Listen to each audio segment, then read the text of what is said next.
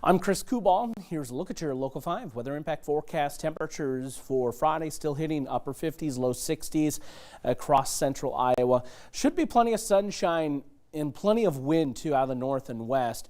We are going to be seeing temperatures start to take their tumble as we go into the weekend. And that weekend storm system still on track, rain turning to snow.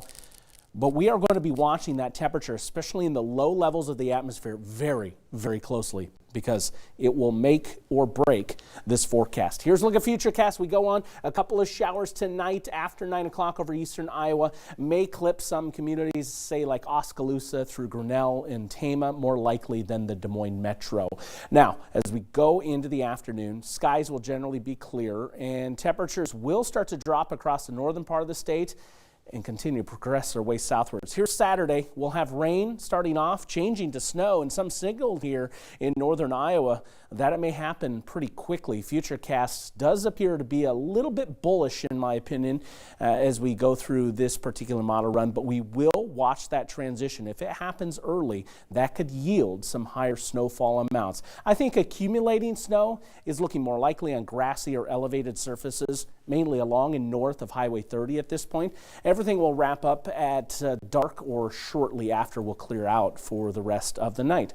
We're going to give it a weather impact alert day status and some things to consider. This is a very warm scenario, not only with the air temperatures, but the ground as of the time of this recording is either side of 50 degrees, 4 inches down.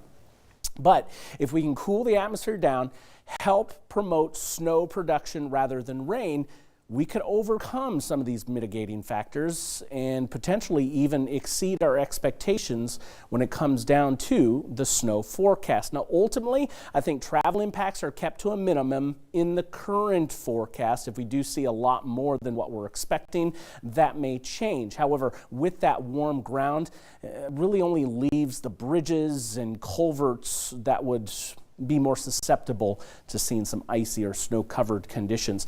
Going to continue going for up to about 2 inches in northern Iowa. This is going to be generally along and north of Highway 30 up into southern Minnesota. But again, if we transition more quickly, that could yield more in terms of snow. So we could exceed that forecast, and for some reason we failed to transition, obviously zero. But I do think we're looking at our first accumulations over the northern half of the state here. 45 degrees tonight with the low and 62 on your Friday, looking at those temperatures across the state that are going to be hanging out at some warmer levels. Now on Saturday, temperatures holding steady or falling as we go through the day.